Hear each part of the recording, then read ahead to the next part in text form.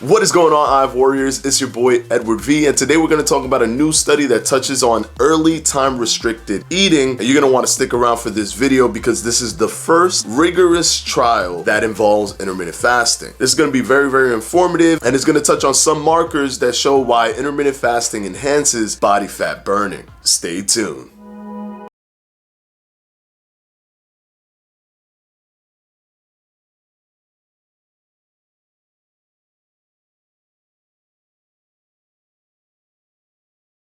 We're going to jump right into the study. The study basically touches on an early time restricted eating system. Now, the reason it's doing this is because it wants to match your eating time frame within the circadian rhythm. And this is trying to see if there's any biological or metabolic advantage to eating when your body is the most alert. So for those of you that don't understand what the circadian rhythm is, the circadian rhythm is basically a 24-hour internal clock in your body in which you have moments of sleepiness and moments of high energy. And it is thought to be that if you have high energy, your metabolism and your entire biological structure is working at a higher level. So usually during the times when you're waking up in that small time period up until about maybe, let's say you wake up at 7 in the morning up until about maybe 3 o'clock, you have a higher energy level within your circadian rhythm. So it's higher, and then usually at night it's lower because you're sleepy. This is also predicated on your sleeping patterns. So if you're someone who works during the overnight time frame, then this circadian rhythm might be flipped for you. I just wanted you to know a quick synopsis of what the circadian rhythm is so you can understand why the people in this study wanted to do this using the circadian rhythm. Now, this study has a massive limitation, and the limitation is that it's only 8 people, and it's actually 8 men that were used in this study. However, with great limitations and studies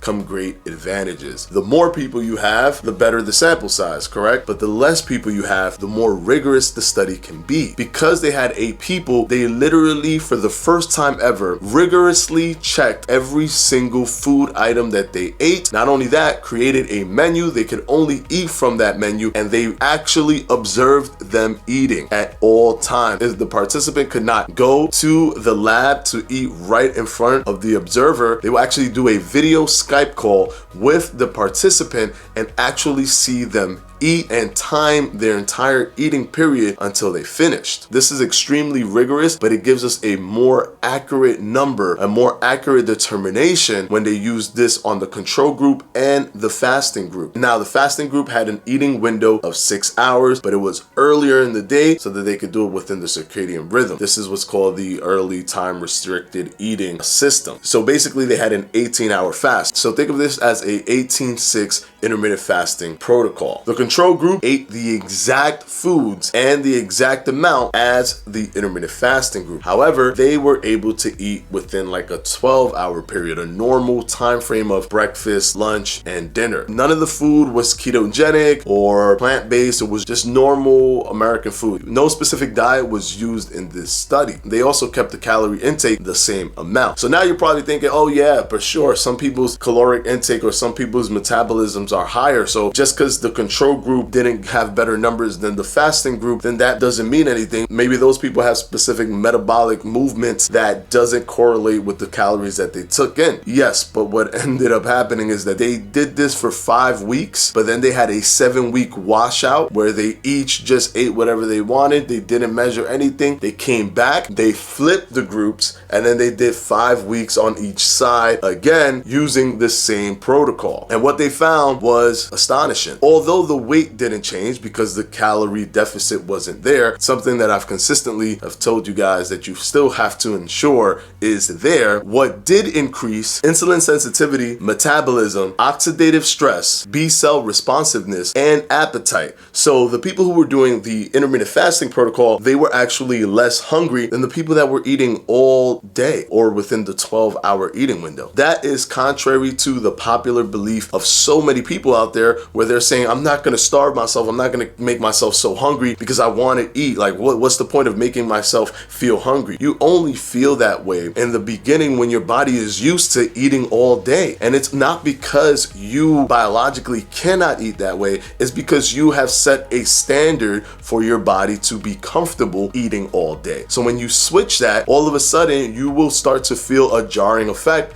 of your body not understanding the new system, the new protocol. But once your body adjusts, you actually realize that you are less hungry than you thought you were. All you need to do is let your body know that there's a new rhythm, and your body will adjust accordingly. And that's why appetite is reduced in this rigorous study, because you can actually dictate how your body will react to anything as long as you practice. And it only took them 5 weeks to get into this position. And when they shifted them, the same thing happened. The group that had those amazing benefits with the same caloric intake and the same types of food being observed when eating every single meal, they dropped in all of their numbers. And the group that had less numbers, because they were in the control group that ate 12 hours, increased all their numbers in the same direction: B cell responsiveness, insulin sensitivity, oxidative stress, and appetite. Now, 2 things you want to know: insulin sensitivity and oxidative stress will assist you in burning fat, because the more oxidative stress you have, the more you can raise things like cortisol. The hormones will go against you, as cortisol is a storing hormone. So if you're constantly raising that because your body's in a constant oxidative stress, then it will go against you in terms of burning fat. The fact that you can reduce oxidative stress will assist you. And then insulin sensitivity is another factor, another hormone that is important in burning fat, because the higher your insulin is, the more it will store fat and protect fat from coming out.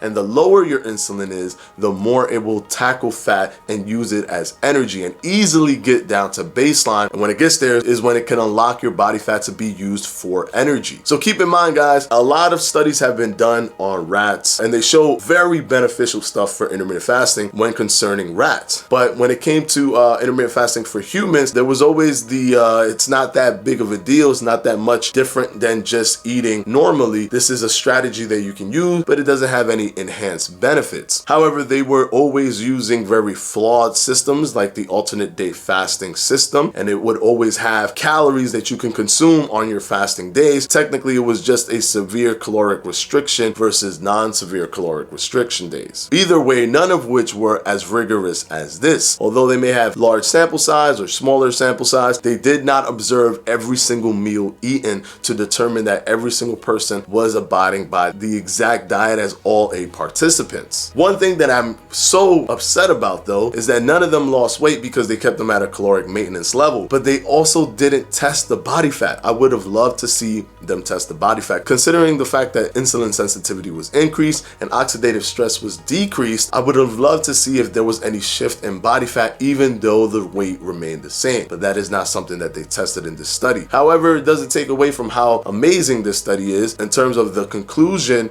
of how intermittent fasting, even though there's the same meal there, that hormonal effect that intermittent fasting has is very important in making it actually enhance certain things for you to burn body fat as opposed to just a normal eating schedule. This touches on the fact that it is also using the circadian rhythm. If you eat earlier in the day, you'll have better biomarkers because your energy is at its highest level. But they didn't cross-examine this with somebody who ate later in the day. And they didn't test this against other intermittent fasting protocols. They simply tested this against people who ate normally, no time restriction, and then people who ate with time restriction. I would love to see a study like this done up against other intermittent fasting protocols, as this is indicating to some that, oh, if you eat earlier in the day, you may lose more weight than if you eat later at night. But that could be the case, or it might not be the case. We just don't know. It could just be that the intermittent fasting protocol in and of itself was giving all of these positive markers. However, the study was so nice and so powerful that a journalist from Harvard actually had to switch her prior stance on intermittent fasting, in which she believed that there was no difference between intermittent fasting and any other diet. It was just as effective, but not more effective. But this study was so powerful because of how rigorous it was, it actually made her change change her mind and re-edit what she posted in her previous journals about intermittent fasting. So I love that when they get more rigorous, when they don't allow you to eat during your fasting times, which makes perfect sense because you're not fasting when you're eating, and when they're tackling meal by meal, calorie by calorie, and then looking into biomarkers to see if there's an advantage with intermittent fasting over normal eating. And there's still more studies that need to be done, and this should be replicated with a bigger group to see what those numbers will be. But of course, like I said, with the bigger the group,